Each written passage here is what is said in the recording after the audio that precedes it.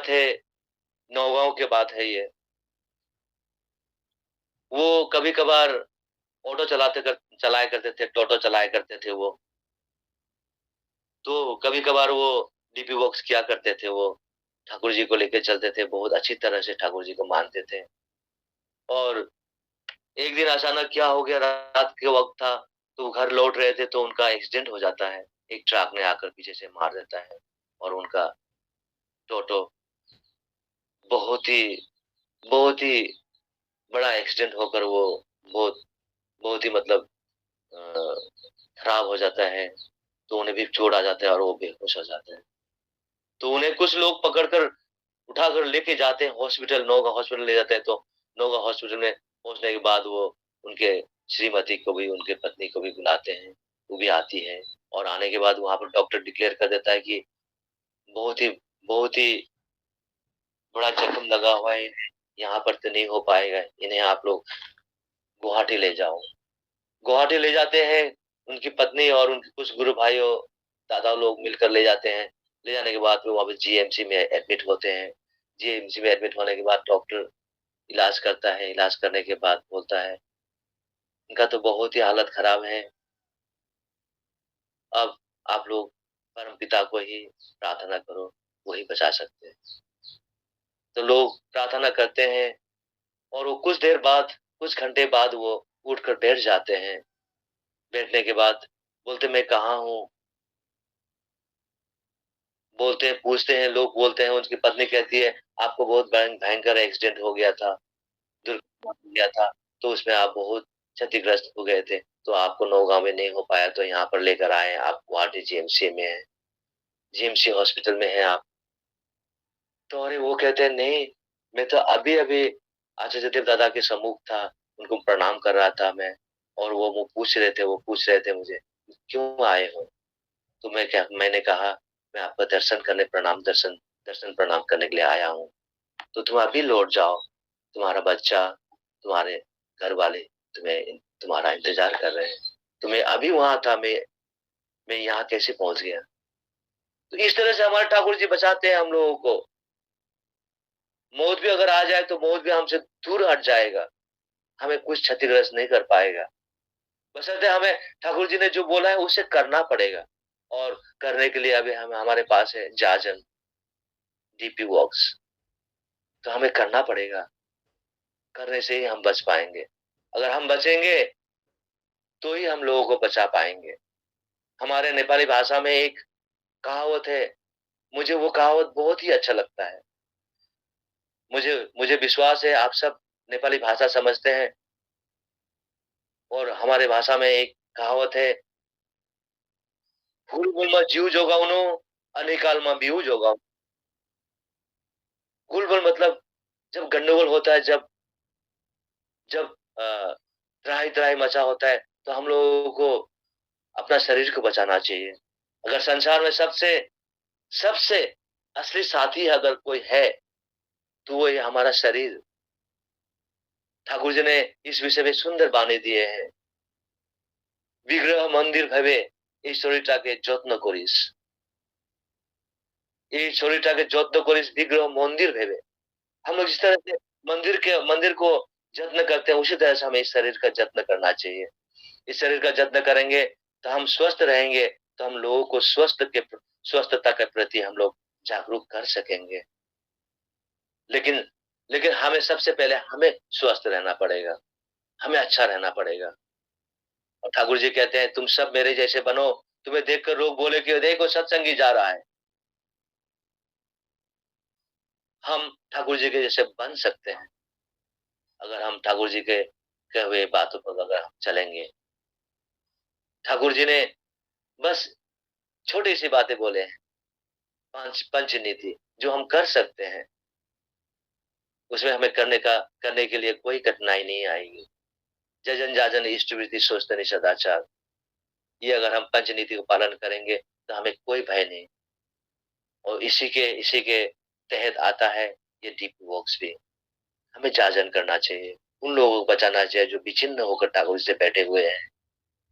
वो इंतजार कर रहे हैं कि हम कब आएँगे और उन्हें बताएँगे, ठाकुर जी की महिमा के बारे में बताएँगे। और वो फिर से करने लगेंगे, ठाकुर से जुड़ जाएँगे और वो सारे सुख शांति उपभोग करेंगे।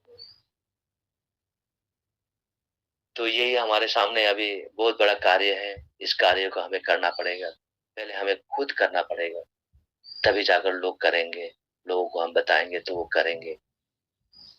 तो इसी तरह से हमारा जीवन सुंदर, सजीव होकर उठेगा और लोगों को हम बचा पाएँगे।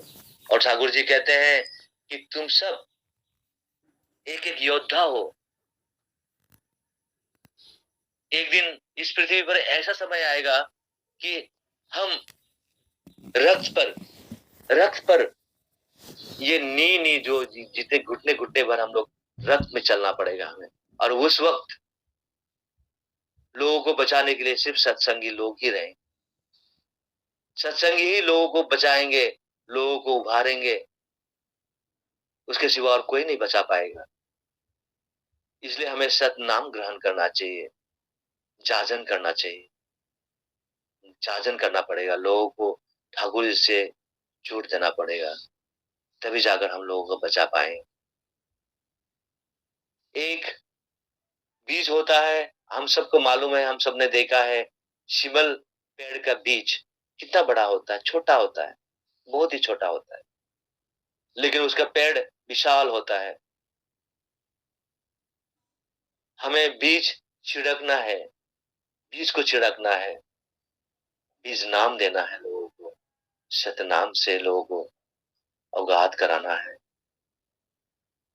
आज वो बीज नहीं उभरता है, तो कोई बात नहीं है, उसके अंदर तो वो स्थापित हो चुका है। जब हम सतनाम उन्हें देते हैं, उन्हें दिलाते हैं, ठाकुर से जोड़ते हैं, तो उसके अंदर वो बीज प्रवेश कर जाता है। वो एक दिन ऐसा समय आएगा जब उसे सही तरीके से पोषण मिलेगा, तो वो एक वृक्ष होकर उठेगा, एक वृक्ष बनेगा, वो कितनों को छाया देगा, कितनों को वो फल देगा। इसी तरह से हमें बीज वहन करना चाहिए, वहन करवा देना चाहिए लोगों के अंदर, और वो होगा केवल जाजन से। जाजन, और ये डीपी वॉक्स ही जाजन है। दादा लोग मालूम बहुत समय ले लिया मैंने, ठाकुर जी के बारे में बोला, बोलने पर तो जितना भी बोले कम ही है, वो कभी पूरा नहीं कर सकते। हमारे इस जन्म में अगर कुछ हम लोग सीख पाए, कुछ भी थोड़ा सा भी सीख पाए, तो हमारा जीवन धन्य हो जाएगा। और इसी धन्य होने के लिए ठाकुर जी, धन्य करवाने के लिए, धन्य करने के लिए ठाकुर जी का आविर्भाव हुआ है।